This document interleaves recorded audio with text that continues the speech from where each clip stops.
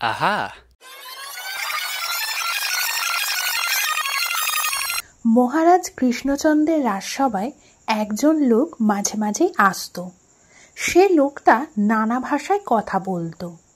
কি যে তার আসল মাতৃভাষা, কোথায় তার আসল দেশ, কেউ জানত না। সবগুলো ভাষাতেই সে সমান দক্ষ। প্রায় সবগুলো ভাষাতেই সে লিখতে পড়তে পারত। যেমন বাংলা বলতো, তেমনই হিন্দি বলতো, আবার ফার্সিও বলতো।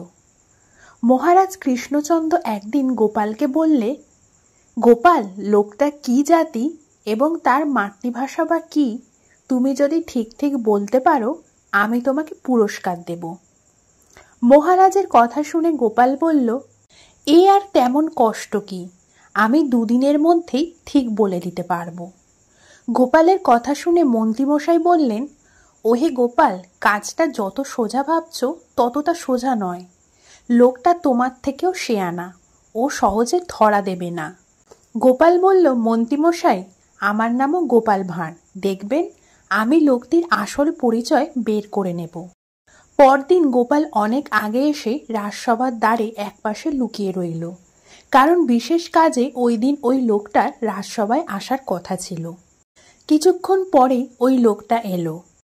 গোপাল বেরোতে যাবার ভান করে আচমকা লোকটাকে ধাক্কা দিল। লোকটা একেবারে হুমড়ি খেয়ে পড়ে বলল, সরা অন্ধ, দিনের বেলা চোখে দেখতে পাও না? এই বয়সেই চোখের মাথা খেয়ে বসে আছো? গোপাল বলল, গালাগাল দাও আর যাই বলো, তুমি যে উড়ে আমি বুঝতে পেরেছি। হুমড়ি খেয়ে পড়ে গিয়ে তোমার মুখ থেকে সবার আগে যে ভাষা বেরিয়েছিল ওটা তোমার মাতৃভাষা। তুমি বাপু উড়ে। লোকটা শেষ পর্যন্ত স্বীকার করল যে সে উড়ে। মহারাজ সন্তুষ্ট হয়ে গোপালকে 100 টাকা পুরস্কার দিলেন।